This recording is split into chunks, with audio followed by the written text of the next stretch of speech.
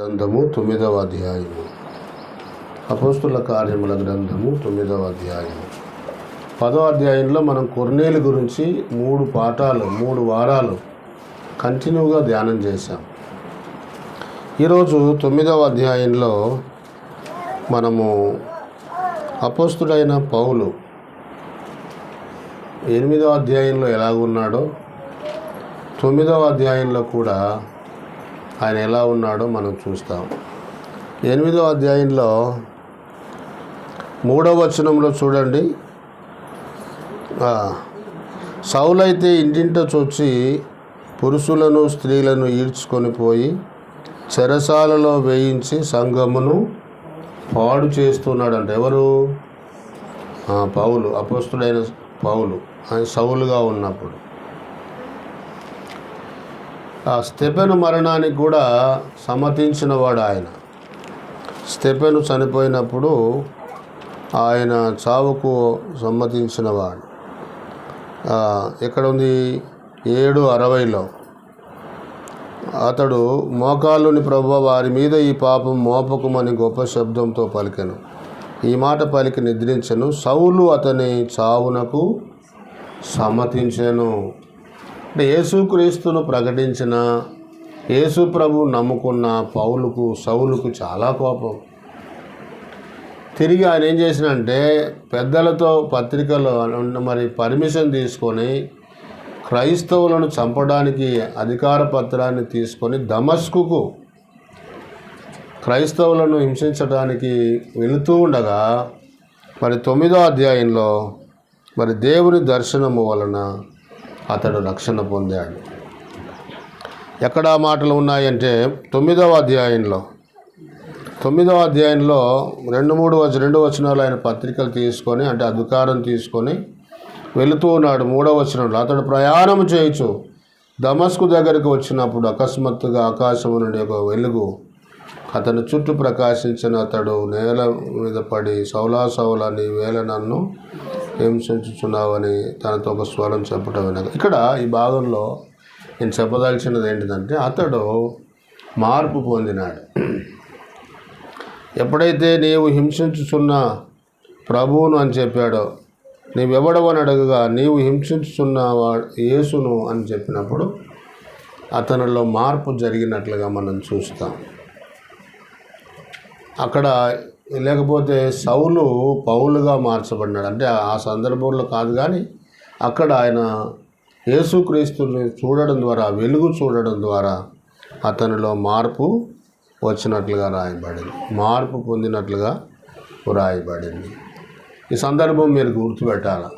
అయ్యా, ఒకటి సౌలుగా ఉన్నప్పుడు సంఘమును హింసించేవాడు.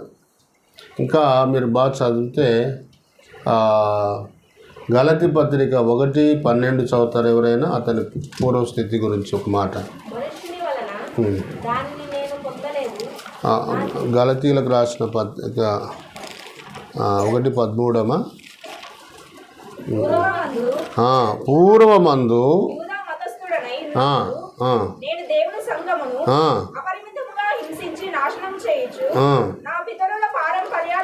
సంఘమును హింసిస్తూ నాశనం చేస్తున్నాడన్న. పూర్వం దూషకుడను, హింసకుడను, హానికరుడను అని చెప్పాడు. అయితే దమస్కు దగ్గర ఆయనలో మార్పు, ఆ వెలుగును చూసినప్పుడు నీవెవరు అంటే నీవు హింసించుచున్న యేసును అన్నప్పుడు అతనిలో మార్పు జరిగింది. ఈ పాయింట్ మీరు మనసులో పెడితే మనము కూడా ఏదో ఒక సందర్భముగా దేవుడు నిన్ను టచ్ చేసినాడు. వాక్యము వినడం ద్వారానో, బైబిల్ చదవటం ద్వారానో, దైవజనులు వర్తమానం చెబుతున్నప్పుడో నీ హృదయం పొడవబడి నువ్వు రక్షించబడి మార్పు చెందావు. ఈరోజున ఇక్కడ ఆరాధనకు వచ్చినావు అంటే నీవు కూడా మార్పు చెంది సంఘములోనికి వచ్చి ప్రభువును రొట్టెను రసపాత్రను తీసుకొని ఆరాధిస్తున్నావు. సౌలు పౌలుగా ఎట్లయితే అక్కడ దమస్కు దగ్గర రక్షణ పొందినాడో, మార్పు పొందినాడో, నేను ఏదో ఒక సందర్భంలో దేవుని తెలుసుకొని మార్పు పొంది ఉన్నాము. ఇది మనసులో పెట్టుకోవాలి. ఇప్పుడు నేను చెప్పవలసిన వర్తమానం ఏంటిదంటే పౌలులో మార్పు పొందిన తర్వాత అతని మార్పుకు సంబంధించిన గుర్తులు ఎలా ఉన్నాయో మనం చూడాలి. ఒక రకంగా చెప్పాలనంటే, ఇంకా లోతుగా చెప్పాలంటే, మార్పు చెందిన జీవితంలో కనబడే మార్పులు. ఒక విధంగా ఇలా చెప్తా, నువ్వు రక్షించబడినావు, నువ్వు మారు మనసు పొందినావు, నీ జీవితంలో మారు మనసుకు తగ్గటువంటి గుర్తులు లోకానికి నువ్వు చూపించాలి. పౌలులో మనం ఇప్పుడు అవి ధ్యానం చేయబోతున్నాం. మార్పుకు తగ్గ గుర్తులు మీరు గమనించాలి. కొన్నిసార్లు మనం ఏమంటామంటే, ఆశీర్వాదం అన్న కుమారుడు సేమ్ అలాగనే ఉన్నాడు, గుర్తుపట్టవచ్చు మనం అని అంటారు. యేసుక్రీస్తులో జన్మించిన వారు యేసుక్రీస్తు యొక్క స్వభావ గుర్తులు కనబడతాయి. ఇంకా మార్పు పొందిన వారి గుర్తులు అని పెట్టుకోండి సార్. పౌలు జీవితంలో ఆయన మార్పు పొందినాడు. ఆ మార్పు కొన్ని గుర్తులు నేను చూపిస్తా. అవి మనం అన్వయించుకోవాలి. నిజంగా నువ్వు మారు మనసు పొందినావు, నువ్వు కూడా మార్పు పొందినావు, అయితే నీలో కొన్ని గుర్తులు కనబడాలి. పౌలు జీవితంలో ఇప్పుడు నేను ఆ గుర్తులు ఫాస్ట్గా చూపిస్తా, సమయం లేదు కాబట్టి. నిడివిగా ఖచ్చితంగా ఇది 45 minutes మెసేజ్, ఇది మనకు సమయం లేదు కాబట్టి నేను కొంచెం ఫాస్ట్గా వెళ్ళడానికి ప్రయత్నం చేస్తాను. మార్పు పొందిన జీవితంలో కలిగే గుర్తులు ఇవి మనసులో పెట్టాలి. నేను కొన్నిటిని దీన్ని మామూలుగా ఈ ప్రసంగాన్ని 2 వర్తమానాలుగా స్టడీ చేశాను. ఈరోజు పౌలు మార్పు పొందాడు, దానికి గుర్తులు కొన్నిటిని నేను గుర్తు చూపిస్తా, దయచేసి చూడండి. 9వ అధ్యాయం అపొస్తలుల కార్యములు 9వ అధ్యాయం 11వ వచనం. అందుకు ప్రభువు, నీవు లేచి తిననదనబడిన వీధికి వెళ్ళి యూదాను వారింట తార్సువాడైన సౌలు అను వాని కొరకు విచారించుము, ఇదిగో అతడు ప్రార్థన చేయుచున్నాడు. ఇక్కడ ప్రభువు దర్శనమందు ఎవరితో మాట్లాడుతున్నాడు? అననీయతో మాట్లాడుతున్నాడు.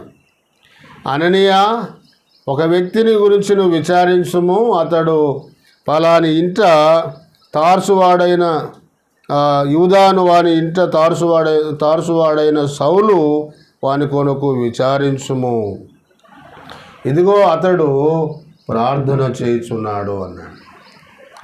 సౌలు మార్పు పొందిన తర్వాత అతనిలో మొదటి గుర్తు ఏంటిదంటే, మార్పు పొందినాడు అనడానికి మొదటి గుర్తు ఏంటిదంటే, ఇదిగో అతడు ప్రార్థన చేయుచున్నాడు. ఈ మాట మీరు మనసులో పెట్టాల.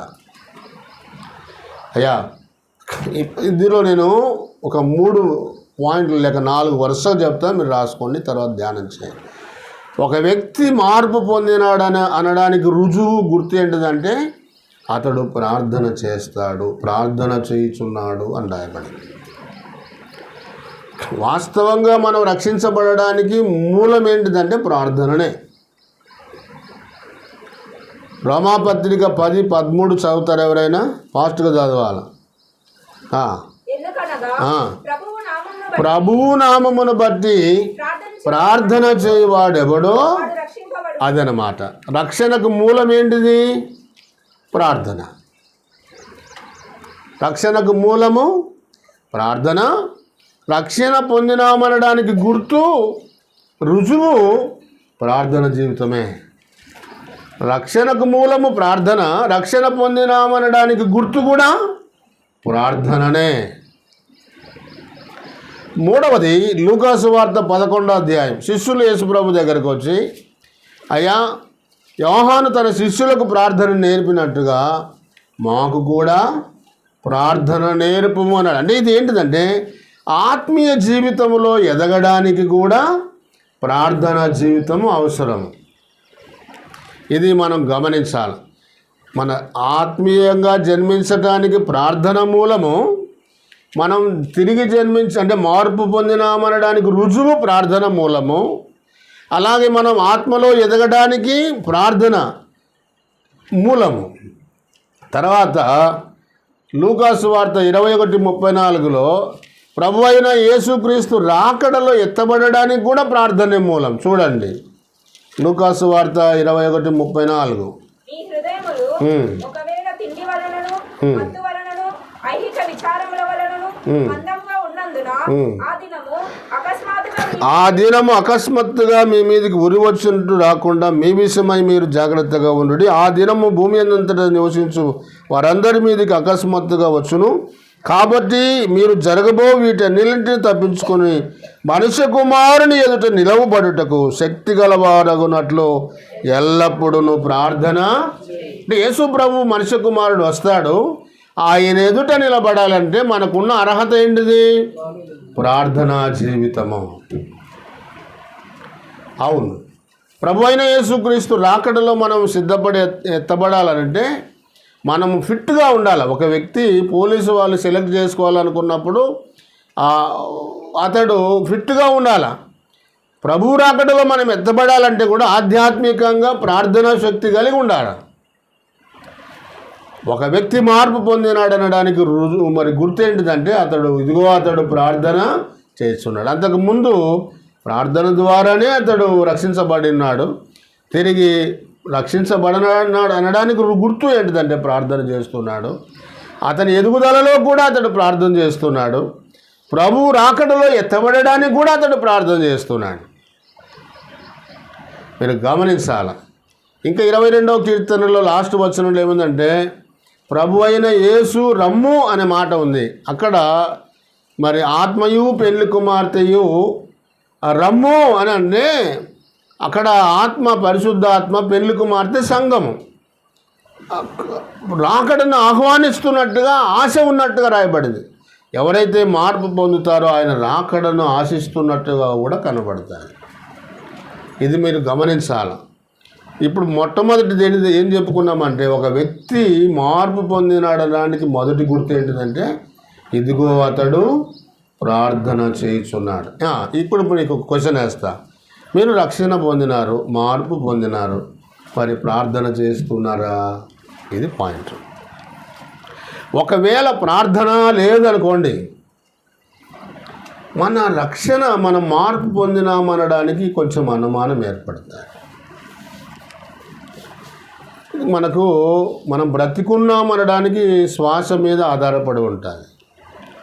ఒక వ్యక్తి రక్షణ పొందినాడు అనడానికి ప్రార్థన మీద ఆధారపడి ఉంటుంది. ప్రార్థన మనల్ని బలపరుస్తూ ఉంటుంది, దేవునితో కనెక్షన్ అట్లే నడిపింపజేస్తూ ఉంటుంది. ఈ రోజుల్లో చాలామంది ప్రార్థనను మర్చిపోయినారు. ఎలాగంటే ఐహిక విచారాల ద్వారా లేక సమస్యల ద్వారా టైం లేదు బ్రదర్ మాకు ప్రార్థన చేసుకోవడానికి అని చెప్తున్నారు. టైం లేదు, మాకు దొరకడం లేదు. ఎందుకు టైం లేదంటే డైలీలు కట్టాలా మేము, పొదుపులు కట్టాలా మేము, ఇంటి బాడిగలు కట్టాలా, ఇవన్నీ టెన్షన్స్ అన్నమాట. అంటే మన భక్తి జీవితము, మనం మార్పు పొందిన జీవితం లోకానికి చూపించాలంటే ప్రార్థన అవసరం. పర్సనల్ ప్రార్థన మన ప్రతి వ్యక్తి జీవితంలో అవసరం. ప్రార్థన లేకపోతే ఆత్మ ఆరిపోతాయి. మీరు గమనించారు, రక్షణ పోదు కానీ దేవునితో సంబంధం తెగిపోతూ వస్తాయి. చూడండి, ప్రభు అంటే ఇష్టము, అభిమానం కిందికి జారిపోతుంది కానీ ఆత్మలో జీవించేదానికి రాదు. ఏమంటే నేను కూడా ఒక క్రైస్తవునే అన్న భావం, అభిమాని లెక్క అయిపోతాం లాస్ట్కి. అయితే మనం ప్రార్థనా జీవితాన్ని కలిగి ఉన్నప్పుడు లోకానికి మన భావాలు, మన మాటలు, మన చూపులు లోకం గమనిస్తుంది. ఇతను మార్పు పొందినవాడు అని గుర్తే, మన జీవితమే గుర్తు చేస్తుంది.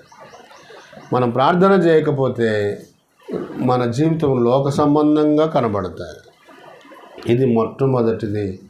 ఒక వ్యక్తి జీవితంలో మార్పు పొందినాడు అనడానికి గుర్తు అతడు ప్రార్థన చేస్తున్నాడు.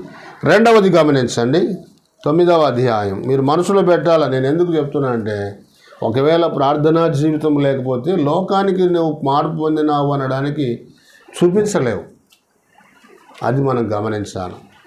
నిజంగా మీరు ఒక గంట ప్రార్థన చేయండి. గంట చేసిన తర్వాత మీ హావభావాలు, మీ నడవడిక స్వభావం ఎట్లా ఉంటుందంటే ప్రతిదాన్ని లోకాన్ని దూరంగా పెట్టేస్తాం, పాపాన్ని దూరంగా పెట్టేస్తాం. ప్రార్థన చేస్తున్నప్పుడల్లా మాకు అటువంటి మనసు ఏర్పడుతూ ఉంటుంది. దేవుని దగ్గరికి ఇంకా ప్రార్థన చేయాలి, ఇంకా లోకం దూరం అవుతూ వస్తుంది, శరీరం దూరం అవుతూ వస్తుంది, పాపం దూరం అవుతూ వస్తుంది. ప్రార్థనా జీవితం లేకపోతే లోకం దగ్గరలోకి వచ్చేస్తుంది, పాపం దగ్గరకు వచ్చేస్తుంది, లేనిపోని సమస్యలు మనల్ని అలుముకుంటాయి, భక్తి జీవితం దెబ్బతింటాయి, గుర్తించడానికి అవకాశం ఉండదు. లోకం ఇతడు మార్పు పొందినాడు అనడానికి. ఇది మొట్టమొదటిది. రెండవది చూడండి, 15వ వచనం. నేను ఫాస్ట్గా చదువుతా, ఎక్కువ వివరించకుండా. 9:15. అందుకు ప్రభువు, నీవు వెళ్ళుము, అన్యజనుల ఎదుటను రాజుల ఎదుటను ఇశ్రాయేలీయుల ఎదుటను నా నామం భరించుటకు ఇతడు నేను ఏర్పరచుకొనిన సాధనమై ఉన్నాడు. ఇతడు నేను ఏర్పరచుకొనిన సాధనమై ఉన్నాడు అని ఇక్కడ రాయబడింది. పౌలు మార్పు పొందిన తర్వాత ఇక్కడ దేవుడు ఇతన్ని ఎందుకు ఏర్పరచుకున్నాడో, ఎందుకు మార్పు కలగజేసినాడో ఆ విషయాన్ని దేవుడు చెప్తున్నాడు ఇక్కడ. ఇతడు నేను ఏర్పరచుకొనిన సాధనమై ఉన్నాడు. 22వ అధ్యాయం 10వ వచనం చదవండి. ఇదే అపోస్తల కార్యములు 22:10.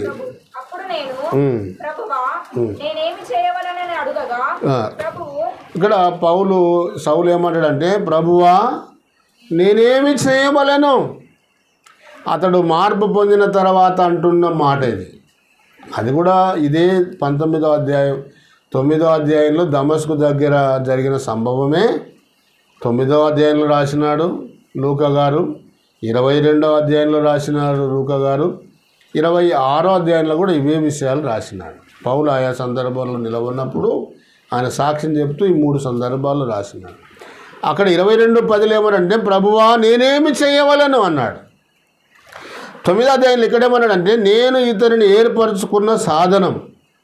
అంటే పౌలును ఏ పర్పస్తో లేక ఏ ఉద్దేశంతో దేవుడు ఏర్పరచుకున్నాడో అనే సంగతిని దేవుడు చెప్తున్నాడు అన్నమాట. ఈ మాట మీరు మనసులో పెట్టాలి. దేవుడు ఏర్పరచుకున్న సాధనం నేనేం చేయాలన్నమాట. అంటే నిన్ను నన్ను దేవుడు రక్షించడంలో ఉన్న ఉద్దేశం ఏంటిదంటే, ఆయన కొరకు పనిచేయటానికి, ఆయన నిమిత్తం జీవించడానికి. మనల్ని ఊరికి రక్షించలేదు, ఆయన ఒక ఉద్దేశంతోనే నీకు రక్షణ ఇచ్చినాడు, మార్పు ఇచ్చినాడు. అది గమనించాలి. నేనేం చేయాలా, దేవుడు నిన్ను ఎందుకు రక్షించాడో, ఎందుకు ఏర్పరచుకున్నాడో ఆ ఉద్దేశాన్ని మనము గమనించాలి, గుర్తుపెట్టుకోవాలని ఈ భాగంలో మనం చూస్తాం. ఈ రోజుల్లో చాలామంది నేను రక్షించబడినాను అని అనుకుంటున్నారు, నేను మార్పు పొందినాను అని అనుకుంటున్నారు. అయితే ఏ ఉద్దేశంతో నేను రక్షించబడినాను, దేవుడు ఏ ఉద్దేశంతో నాకు రక్షణ ఇచ్చినాడు అనేది ఆలోచించలేకపోతున్నారు. ఇప్పుడు నేను ఒక మాట చెప్తా. ఒక కంపెనీలో మనల్ని జాయిన్ చేసుకున్నారనుకోండి, ఒక ఇంటర్వ్యూలో నన్ను ఏర్పరచుకున్నారు. ఇంటర్వ్యూలో నన్ను ఏర్పరచుకున్నప్పుడు, నేను జాయిన్ అయినప్పుడు వాళ్ళు నాకు జీతం ఇస్తారు. అంటే నన్ను వాళ్ళ కంపెనీలో ఏదో ఒక పని నిర్ణయించి నాకు జాబ్ ఇచ్చినారు, ఏర్పరిచినారు. నేను జాబులోకి ఎక్కిన తర్వాత నాకు ఏ పని లేదని ఊకుంటే కంపెనీ వాళ్ళు ఊకుంటారా? అసలు వాళ్ళని ఏర్పరచుకునేదే వాళ్ళ పని చేయడానికి కంపెనీలో. దేవుడు నీలో మార్పు కలిగించింది, లోకము నుండి పాపము నుండి నిన్ను విడిపించింది దేనికోసము? ఒక ఉద్దేశం. దేవుడు ఒక ఉద్దేశం కలిగి ఉన్నాడు. ఏ ఉద్దేశం లేకుండా మనల్ని దేవుడు రక్షణ ఇవ్వడు. అది గమనించాలి. నీ రక్షణ ఉద్దేశాన్ని నువ్వు గుర్తుపట్టగలిగితే నీ రక్షణలో నువ్వు సాగడానికి అవకాశం ఉంటుంది. దేవుడు ప్రతి వ్యక్తికి ఒక ఉద్దేశాన్ని కలిగే రక్షించినాడు. ఇది గమనించాలి. ఇప్పుడు మన ఇండ్లలో ఉన్న మన కొరకు ఉపయోగపడే పరికరాలను మీరు ఆలోచించండి. చీపురు కట్ట ఉంటుంది, అది ఒక ఉద్దేశంతో ఉంటుంది మన ఇంట్లో కదమ్మా. ఇప్పుడు చీపురు కట్టలు లేవు కానీ బట్ట కొడుతున్నాయి, ఏదో అది కట్ట కొడుతుంది, అది ఒక ఉద్దేశం. బాత్రూంలోకి వెళితే సబ్బుకు ఒక ఉద్దేశం ఉంటుంది, అది పనిచేయడానికి కోసమే ఉంటుంది. అది అంటే ఈ లోకములో దేవుడు మనకి రక్షించినాడు అంటే ఒక ఉద్దేశంతో మనల్ని రక్షించినాడు. ఏ ఉద్దేశం లేకుండా నీకు రక్షణ మార్పు రాదు. పౌలుని ఎందుకు రక్షించుకున్నాడు? ఒక ఉద్దేశము, నేను ఏర్పరచుకున్న సాధనం. ఇతడు రాజుల ఎదుటను, ప్రజల ఎదుటను, అధికారుల ఎదుటను నా నామం భరించడానికి నేను ఏర్పరచుకున్నాను ఇతన్ని అంటాడు. అంటే ఒక పర్పస్ కోసమని, ఒక ఉద్దేశం కోసమని పౌలుని ఏర్పరచుకున్నాడు. ప్రభువా నేనేం చేయాలన్నాడు. నువ్వు మార్పు పొందితే ఈ ప్రశ్న వేయాలి, నేను ఎందుకు రక్షించబడినాను, ఏ ఉద్దేశంతో నేను మార్పు పొందినాడు, దేవుడు నన్ను మార్పు చేసినాడు అనేది నువ్వు ఆలోచించాలి. ఆలోచించినప్పుడు నీలో ఆ మార్పుకు తగ్గ జీవితాన్ని నువ్వు జీవించడానికి అవకాశం ఉండాలి. ఎందుకోసం, ఏ ఉద్దేశంతో దేవుడు మనల్ని రక్షించినాడు అని అంటే కొన్ని పాయింట్స్ వరుసగా చెప్తా నేను ఫాస్ట్గా. బైబిల్ యెషయా గ్రంథంలో నాకు మహిమ తీసుకురావడానికే నేను నిన్ను పుట్టించినాను, తిరిగి జన్మింపజేసినాను అంటాడు. అనేకులను తన వైపు తిప్పడానికి, మన సాక్ష్య జీవితం ద్వారా అనేకులను దేవుని మహిమపరచడానికి. మహిమపరచడం అంటే స్తుతించడమే మహిమపరచడం కాదు. మత్తయి సువార్త 6వ అధ్యాయంలో మనం సత్క్రియలు చేయటం ద్వారా తండ్రిని మహిమపరచవచ్చు, మనం ఫలించడం ద్వారా తండ్రిని మహిమపరచవచ్చు, మన భక్తి జీవితం ద్వారా దేవుని మహిమపరచవచ్చు, మనం దేవునికి ఇవ్వడం ద్వారా మహిమపరచవచ్చు, మన పరిశుద్ధ జీవితం ద్వారా దేవుని మహిమపరచవచ్చు. కాబట్టి ఒక ఉద్దేశంతో దేవుడు నిన్ను నన్ను రక్షించినాడు అనేది మనం గమనించాలి. బైబిల్లో అపవాది గురించి ఏం రాయబడిందంటే, యోబు గ్రంథంలో నువ్వు ఎక్కడి నుండి వచ్చినావు అపవాది అని అడిగితే, నేను భూలోకములో నుంచి వచ్చినాను అనకుండా నేను అటు ఇటు అంటే అటు ఇటు తిరిగేది ఎవరు? ఏ పని లేనివాడు. అర్థమైందా? ఏ పని చేయకుండా తిరిగే వ్యక్తిని అటు ఇటు తిరుగుతూ ఉంటాడు అనమాట. అపవాది సంబంధులంతా ఏ పని లేకుండా తిరిగేవాళ్ళు. రెండవది ఏంటిదంటే, ఏ పని లేకుండా తిరిగేదే కాకుండా ఒక పర్పస్ కలిగి దేవుని కొరకు బ్రతకాలనుకున్న వారిని చెడగొడితే పని కూడా వాందే. అర్థమైందా?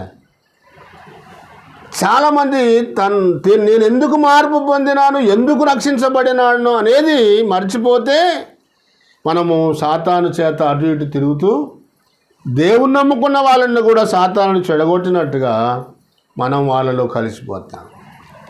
కాబట్టి మనం రక్షించబడినాము లేక మార్పు పొందినాము అనడానికి మనం రెండవ రుజువు ఏంటిదంటే, మనం ఏ ఉద్దేశంతో రక్షించబడినాము అనేది మనం ఆ పర్పస్, ఆ ఉద్దేశాన్ని మనం గమనించాలి. నేను చాలా సంవత్సరాల క్రితం ఒక ఆర్టికల్ చదివినాను. ఏంటిదంటే, సంచలనాలు అనే పుస్తకంలో ఒక వ్యక్తి జన్మకు కొన్ని ఉదాహరణ చెప్పినాడు. ఒక మాడి చెట్టును ఉదాహరణగా తీసుకున్నాడు. మాడి చెట్టు అది పండ్లు కాయకముందు చెట్టు నిండుగా పూలు కాస్తుందంట. ఫస్ట్ ఆ పండుకు, ఆ చెట్టుకున్న పూలన్నీ కాయలు కావంట, అవి ఎన్నో పూలు రాలిపోతాయంట. ఆ తర్వాత కాయలు పిందెల్లాగా వచ్చి కాయలు వస్తాయంట. ఆ పిందెలన్నీ కూడా పండ్లు కావంట, అవి ఎన్నో మళ్ళీ కాయలు పిందెలు రాలిపోతాయంట. ఆ కాయలు కూడా ఎన్నో కాయలు రాలిపోతే ఏదో కొన్ని మాత్రమే. అట్లా చెబుతూ ఒక స్త్రీ అండములో ఎన్నో శుక్ర కణాలు, లక్షల కణాలు నిర్వీర్యమైపోగా ఏదో ఒకటి దేవుడు ఏర్పాటు చేసిన శుక్రకణం ద్వారా నువ్వు జన్మించినావు అంటాడు ఆయన. అంటే మన జన్మకు ఎంత ప్రాసెస్ జరుగుతుందో చూడండి. లోకానికి రావడానికి ఎంతో నష్టమైపోగా నువ్వు జన్మించినావు ఈ లోకంలో. దేనికోసం జన్మించినావు? ఒక పని చేసుకోవడము, మళ్ళీ ఇంటికి రావడము, తినడము, పిల్లలు కనడము, ఇండ్లు కట్టుకోవడము, తర్వాత పిల్లలకి ఉద్యోగము, ఇట్లా ఇవన్నీ దీనికోసం కాదు మనం జన్మించి. ఇవి ఖచ్చితంగా దేవుడు ముందే మనకు పెట్టేశాడు ఇవన్నీ. అయితే మన ఆత్మీయంగా మనల్ని మార్పు పొందినామంటే దేవుని కొరకు మనం జన్మించినాం. ఏ ఉద్దేశము లేకుండా మనం జన్మించము ఆత్మీయంగా. పౌలు జన్మకు కారణం నేను ఇతనిని ఎందుకు ఏర్పరచుకున్నానో చెప్పాడు ఆయన. ఆ ఉద్దేశాన్ని ఆయన బయలుపరిచాడు. మూడవది చెప్పి నేను ముగిస్తా. 6 విషయాలు నేను కోట్ చేసినాను, కానీ ఇదొక్క మాట చెప్పి నేను ముగిస్తా. దయచేసి చూడండి. 9వ అధ్యాయం 9వ అధ్యాయము 18వ వచనం. అప్పుడు అతని కన్నుల నుండి పొరల వంటివి రాలగా దృష్టి కలిగి లేచి అని రాయబడింది. ఇక్కడ ఏం రాయబడిందంటే అతని కన్నుల నుండి పొరల వంటివి రాలగా అని రాయబడింది. అంటే దీని అర్థం ఏంటిదంటే సౌలుకు సరైన దృష్టి కలిగింది. అయ్యా మీరు వినాలి, వాక్యం వినాలి. అతని కన్నుల నుండి పొరల వంటివి రాలినప్పుడు అతని దృష్టి సరిగా కనబడింది అని రాయబడింది. పొరల వంటివి అనే పదంలో నేను ఒక 3 విషయాలు గుర్తు చేస్తా. ఆత్మీయ జీవితంలో ఎదుగుతూ ఉండగా మన కన్నులలో కూడా పొరల వంటివి వెళ్ళిపోతే మన ఆత్మీయ నేత్రాలు తెరుచుకుంటూ వస్తాయి. ఇది మీరు బాగా గమనించాలి. ఇక్కడ పౌలు రక్షణ పొందినప్పుడు అతని పొరలలో నుండి పొరల వంటివి రాలినాయంటే అతడు సరైన దృష్టి పొందినాడు అని. ఇక్కడ పొరల వంటివి రాలగానంటే అతడు సరైన దృష్టి పొందినాడు అని. ఇది మన భక్తి జీవితంలో ఏమి పొరలు అని అంటే పాపపు పొరలు. ఈ మాట గమనించాలి. ఒకడు మార్పు పొందిన తర్వాత పాపపు పొరలు రాలిపోతూ రావాలి. ఇది ఒకేసారి జరిగే ప్రాసెస్ కాదు ఇది. అయ్యా వినండి. సమరయ స్త్రీ దగ్గరికి వెళదాం. సమరయ స్త్రీ కూడా పాపపు పొరలు కలిగిన స్త్రీ. యాకోబు బావ దగ్గరికి ప్రభు వచ్చినప్పుడు ఆ మాటల సంభాషణలో ప్రభు అంటాడు, ఇప్పుడున్నవాడు కూడా నీ పెనిమిటి కాడు, ఇంతకుముందే నీకు 5 మంది భర్తలు ఉన్నారు అని చెప్తాడు. 6వ వాడు కూడా నీ భర్త కాదు అని ప్రభువు చెప్తాడు. అంటే ఆమె కామపు పాపపు పొరలు కలిగి ఉంది ఆమె. ఇప్పుడున్నవాడు కూడా నీ దగ్గర ఉన్నవాడు కూడా నీవాడు కాదని చెప్తాడు యేసు ప్రభు. అప్పుడు ఆమెలో మార్పు జరిగింది. ఆ పాప పొర రాలిపోయినప్పుడు ఏమన్నదంటే నేను చేసినవి నాతో చెప్పిన ప్రభువును వచ్చి చూడండి అని చెప్పింది. అంటే మన జీవితంలో మార్పు పొందిన తర్వాత సరైన దృష్టి, ఇది ఆత్మీయ కోణములో ఉన్న దృష్టి మనకు కలుగుతాయి. మీరు 2వ పేతురు పత్రిక చూడండి, ఒక వచనము. 2వ పేతురు పత్రిక 2:14 ఫాస్ట్గా తీయాలమ్మా, తొందరగా చూడాలి. వ్యభిచారిని చూచి పాపము మానలేని కన్నులు, అది గమనించండి. అంటే మన కన్నులలో పాపపు పొరలున్నాయి. మానలేని స్వభావం మనలో ఉన్నది. ఎప్పుడైతే మార్పు పొందినామో ఈ ఆత్మీయ జీవితంలో పాప పొరలు రాలిపోవాలి, అది గమనించాలి. ఆమె జీవితంలో మార్పు జరిగింది, ఆ పొరలు రాలిపోయినాయి, ఆమె మార్పు చెందినట్లుగా మనం చూస్తాం. ఒక మాట ఎగ్జాంపుల్ చెప్తా. సంసోను తన బాడీ ఎలా ఉంటుంది, చాలా బలవంతుడని ఉంటుంది కదమ్మా. సంసోను బాడీ బలంగా ఉందా, కన్నులు బాడీ కంటే బలంగా ఉన్నాయా? కన్నులు చిన్నగా ఉంటాయి, అతని బాడీ ఒళ్ళు చాలా గంభీరంగా ఉంటుంది. చూడండి, ఈ సంసోను కన్నులు అతని ఒళ్ళు గానుగ తిప్పేటట్టు చేసినాయి. కంటితో ఒక ఆమెను చూసి పాపంలో పడ్డారు. ఫిలిస్తీన్లు పట్టుకొని దాగోను గుడిలో బంధించినారు. చిన్న కన్నులే పాపపు పొరలు లాంటివి పాపాన్ని చేస్తాయి. గమనించాలి. ఇది పాపపు పొర అంటే ఇది పాపము, వ్యభిచారాన్ని గురించిన మాట ఒకటి నేను గుర్తు చేశాను. తర్వాత 2వది కూడా గుర్తు చేస్తా. చూడండి, 2వ పదాన్ని ఇక్కడ మనం జ్ఞాపకం చేద్దాం. లూకాసు వార్త 9:19 వచనం. ఇతడును అబ్రహాము కుమారుడే, జక్కయ్య గురించి చెప్పబడింది. వినాలి ముగిస్తా. ఇతడును అబ్రహాము కుమారుడే అని రాయబడింది. దీని అర్థము చాలా మటుకు నాకు కూడా చాలా రోజుల తర్వాత జరిగింది. జక్కయ్య కన్నులలో ఏముంది అని అంటే ధనాపేక్ష ఉంది. ధనవంతుడైన జక్కయ్య అని రాయబడింది. అయ్యా వినాలి, సుంకాలు వసూలు చేస్తూ మోసంతో అన్యాయంగా డబ్బు సంపాదించినాడు. ఎప్పుడైతే ప్రభువును తన ఇంటిలోనికి ఆహ్వానించినాడో ఈ ధనము సంబంధించిన ధన వ్యామోహపు పొరలు రాలిపోయామన్నాడు. అయ్యా, నేను ఎవరి దగ్గర అన్యాయముగా దేనినైనా తీసుకొని ఎడలా మరలా దాన్ని 4 అంతలు చెల్లిస్తాను అన్నాడు. అంటే అతనిలో యేసు ప్రభు ఎప్పుడైతే ప్రవేశించినాడో అతనిలో మార్పు జరిగింది. ఆ ధనమోహం, ధనపు పాపపు అంటే ధన నేత్రాలలో ఉన్న పొరలు రాలిపోయినాయి. ప్రభు వెంటనే ఏమన్నాడు, ఇతడును అబ్రహాము కుమారుడు. అంటే అబ్రహాం కుమారుడు అంటే అర్థం ఏంటిది? మనము అట్లా అనుకుంటాం. దాని భావం ఏంటిదంటే ఆదికాండం 14వ అధ్యాయంలో లోతును యుద్ధము చేసి తీసుకొచ్చినప్పుడు అక్కడ డబ్బు తీసుకోమంటాడు. డబ్బు తీసుకొని నన్ను ఆశీర్వదించు అంటాడు. అప్పుడు అబ్రహాం ఏమంటాడు, నేను నీ మూలంగా ధనవంతుడనైనానని అనుకోవడానికి ఇష్టం లేకుండా వద్దు, అసలు ఏమీ తీసుకోలేదు అబ్రహాం, తీసుకో ఇదంతా ప్రజలను తీసుకో, ప్రజల నుంచి ఆస్తి అంతా నువ్వు తీసుకో అబ్రహాం అంటాడు రాజులు. అప్పుడు వద్దు, నీ మూలంగా నేను ధనవంతుడైన చెడ్డ పేరు నాకు అవసరమో లేదు. అంటే ఎవరైతే అబ్రహాము కుమారుడు అని అంటే ఇప్పుడు జక్కయ్య ఇప్పుడు అబ్రహాం కుమారుడు అయినాడు.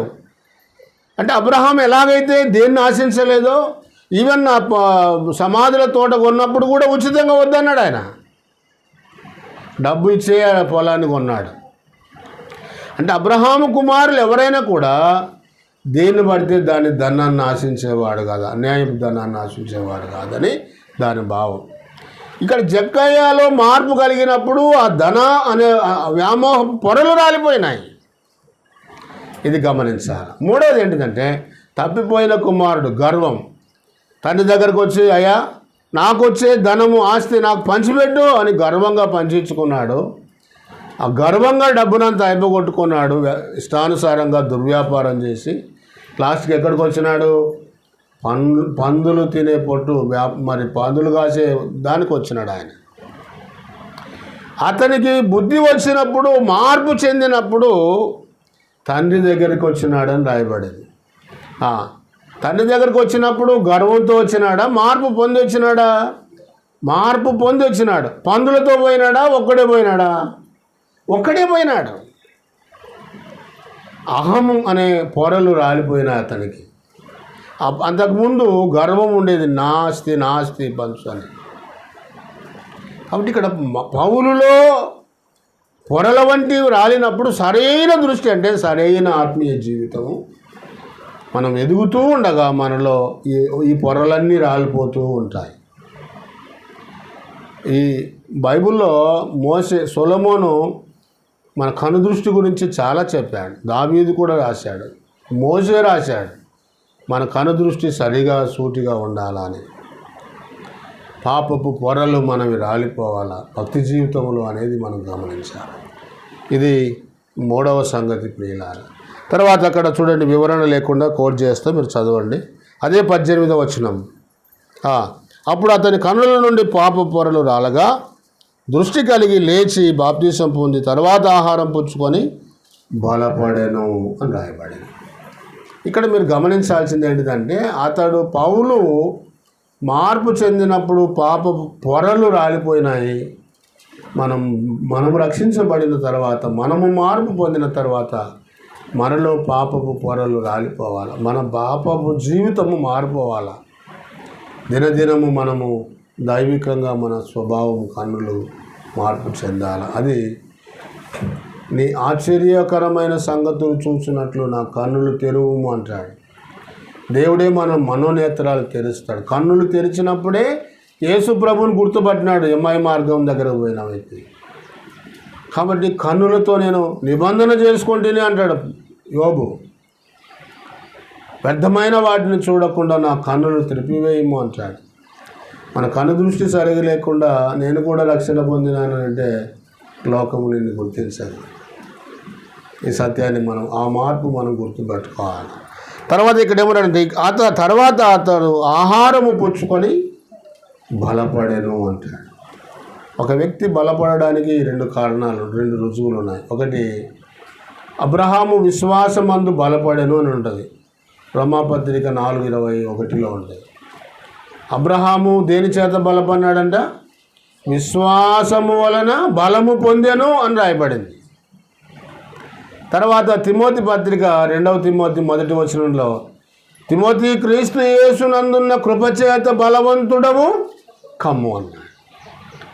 ఒక వ్యక్తి మార్పు పొందినాడు అనడానికి, బలపడినాడు అనడానికి రెండు రుజువులు ఏంటిదంటే, కృపచేత బలం పొందుతాము, విశ్వాసము ద్వారా బలపరచబడతాము. ఇప్పుడు ఆత్మీయంగా నువ్వు బలంగా ఉన్నావు అని అంటే నీలో విశ్వాసం ఉంది అని. నువ్వు బలంగా ఉన్నావు అంటే నువ్వు కృపచేత బలపడుతున్నావు అని. కృపచేత బలవంతుడు ఒక అంటే అర్థం ఏంటి తెలుసా? శ్రమలలో, కష్టాలలో, వ్యాధులలో, మరి ఎవరైనా మన నుంచి వెళ్ళిపోయినప్పుడు, చనిపోయినప్పుడు, నానేవాళ్ళు, సహాయం చేసేవాళ్ళు దూరమైనప్పుడు, అటువంటి సమయంలో కృప మనల్ని బలపరుస్తుంది. యోబు అదే అన్నాడు, యెహోవా ఇచ్చెను, అది బలం అన్నమాట. బలము ఆ వ్యక్తిలో బలం, కృప, దేవుని కృప ఉంటేనే ఆ మాట చెప్పగలడు. కృప లేకపోతే ఇంకా ఏడుచుకుంటూ కుంగుకుంటూ దేవుడు మంచోడు కాదు, దేవుడు చెడ్డోడు అనుకుంటూ ఉంటాం మనం. కృప అనేది మనల్ని కష్టకాలంలో బలపరుస్తుంది, విశ్వాసం కూడా మనల్ని బలపరుస్తుంది. ఈ రెండు చాలా మూలాలు. ఇలా నువ్వు ప్రభువుని నమ్ముకొని బలంగా ఉన్నావు అని అంటే, అది కష్టాలలో కూడా నువ్వు ప్రభువుని విడిచిపెట్టలేదని అంటే, ఆ దేవుని విశ్వాసం నీ మీద ఉంది, దేవుని కృప నీ మీద ఉంది అని అర్థం. అతడు పౌలు మార్పు పొందిన తర్వాత బలపడెను అని రాయబడింది. చివరిగా 19వ వచనం చూడండి.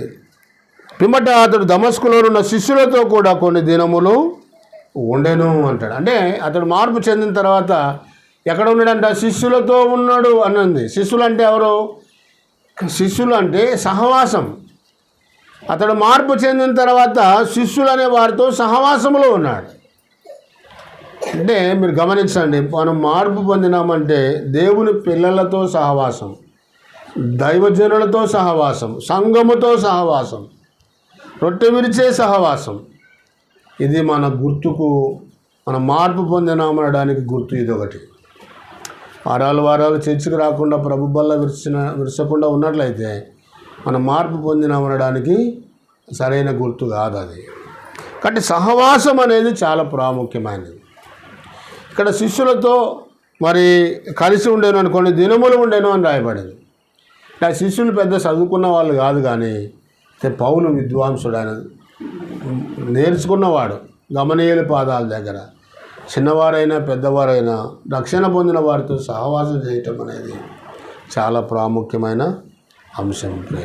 చివరిగా చూడండి, అదే 20వ వచనం. వెంటనే సమాజ మందిరములలో యేసు దేవుని కుమారుడని ఆయనను గూర్చి ప్రకటిస్తూ వచ్చినాడు. మార్పు చెందినాడు అనడానికి గుర్తు ఇది కూడా. సాక్ష్యం ఇవ్వాల. అంతకుముందు యేసు నమ్మిన వాళ్ళని చంపుతూ వచ్చినాడు, ఇప్పుడు యేసు నమ్మమని సువార్త ప్రకటిస్తున్నాడు. ఇదే మార్పు పొందినడానికి గుర్తు. మన జీవితంలో ఇవన్నీ చూసినప్పుడు మార్పు పొందినాడు అనడానికి గుర్తులు ఈజీగా గుర్తుపట్టవచ్చు. ఇప్పుడు చెప్పండి, నేను వేల మీద చెప్పి ముగిస్తా. పౌలు మార్పు పొందిన తర్వాత ఒకటి, అతడు ప్రార్థన ఒక రుజువు. తర్వాత పౌలు మార్పు పొందిన తర్వాత అతడు దేవుని చేత వాడబడే పాత్ర. నేనేం చేయాలా అని అన్నాడు. దేవుని సువార్తకు, దేవుని చిత్తం చేయడానికి ఆయన వేరుపరచబడినాడని ఆయన గ్రహించినాడు. మూడవది, అతడు మార్పు చెందిన తర్వాత అతని కన్నులలో నుండి పాపపు పొరలు రాలిపోయినాయి. అంటే పాప స్వభావం రాలిపోతూ రావాలి. మన సంఘంలోనికి వచ్చే ఎదిగే కొద్దీ మన కన్నులతో ఏ స్వభావం నేను చూపించిన, సమరయ స్త్రీ పాపపు స్వభావం నేత్రాలు మారిపోయినాయి, జక్కయ్య ధనాపేక్ష నేత్రాలు మారిపోయినాయి. మార్పు చెందిన తర్వాత అది పోయింది. తప్పిపోయిన కుమారుడు అహంకారం పోయింది. దీని మనసుగా తండ్రి దగ్గరికి వచ్చి పాపపు స్వభావం మార్పు చెందుతుంది, పొరలు రాలిపోతాయి. సంవత్సరాలు గడిచే కొద్దీ మనలో అలాంటి మార్పు కలగాల. తర్వాత అతడు మార్పు పొందినాడని తర్వాత అతడు బలము పొందినాడని రాయబడింది. ఆహారం పుచ్చుకొని బలం పొందినాడు. మనం ఎలా బలం పొందుతామంటే విశ్వాసము ద్వారా కృపచేత మనం బలం పొందుతాం. ఆ తర్వాత అతడు శిష్యులతో కొంతకాలం సహవాసం చేసినాడు. అంతకుముందు దేవుని నమ్మకముందు సహవాసం లేదు మనకు. ఇప్పుడు సంఘ సహవాసం, సేవకులతో సహవాసం. దావీదు చాలాసార్లు ఫోన్ చేస్తుంటాడు, సార్ నీతో కొంచెంసేపు మాట్లాడాలని ఉంది సార్, నీ దగ్గర కొంచెంసేపు వాక్యం ధ్యానించాలని ఉంది. అంటే ఈ సహవాసం అంటే రక్షించబడిన తర్వాత ఈ అపేక్ష అనేది ఉండాలి. దేవుని సేవకులతో సంఘముతో ఆరాధనలో సహవాసం అనేది ప్రాముఖ్యం. అదొక గుర్తు ప్రభువుని నమ్మినామనడానికి. తర్వాత నమ్మిన వెంటనే అతడు సమాజ మందిరంలోనికి వెళ్ళి యేసునైతే ఆయన హింసించుకుంటూ వచ్చినాడో సంఘాన్ని ఆ యేసుని గురించి ఆయన ప్రకటిస్తూ సాక్ష్యమిస్తూ వచ్చినాడు. ఇది మనం మార్పు పొందినామనడానికి గుర్తులు అన్నమాట. ఈ భక్తి జీవితం మనలో ఉండాలని ప్రభువు కోరుకుంటున్నాడు. ఒకవేళ ఇవి గాన లేకపోతే, ఇంకా మన కనులలో పాప పొరలు రాలేకపోతే, ఇంకా క్రీస్తు యేసు చేత శ్రమల చేత మనం కృపచేత బలపడకపోతే, సహవాసం లేకపోతే, ప్రకటించే సాక్ష్యం చెప్పే అది లేకపోతే, ప్రార్థనా జీవితం లేకపోతే, మనం ఏ పర్పస్తో ఏ ఉద్దేశంతో రక్షించబడినామని నీకు గ్రహించకపోతే, ఈ జన్మకు కారణం ఉందనే సత్యాన్ని నువ్వు గ్రహించకపోతే, మనం రక్షించబడినామనడానికి, మార్పు పొందినామనడానికి మరి మోసపోతాము అనే సత్యాన్ని గమనించాలి. ఒకటి శిక్షణ, రెండోది రక్షణ. ఈ రెండు మనం గమనించాల్సిన ఏంటంటే, శిక్షణ కరెక్ట్గా ఉంటే మనము ఆ దాంట్లో రాణించగలం. శిక్షణలో మోసపోతే ఉద్యోగంలో కూడా మనం తప్పుదారులు దాటిపోతాం. తర్వాత రక్షణలో మనం సరైన రక్షణ లేకపోతే మనం భవిష్యత్తులో ఆత్మీయ జీవితంలో నష్టపోతాం. బాహ్యంగా మనం శిక్షణ కరెక్ట్గా ఉంటే ఉద్యోగంలో రాణించగలము, అభివృద్ధి చెందగలం. ఆత్మీయంగా రక్షణ సరైనదిగా కాకపోతే మనము భక్తి జీవితంలో నాశనం అయిపోతాం. ఈ సత్యాన్ని మనం గుర్తించి, మన రక్షణ ప్రణాళికను గుర్తించి, మన మార్పును గుర్తించి ప్రభు కొరకు జీవించుదుముగాక. దేవుడు తన మాటలు దీవించునుగాక.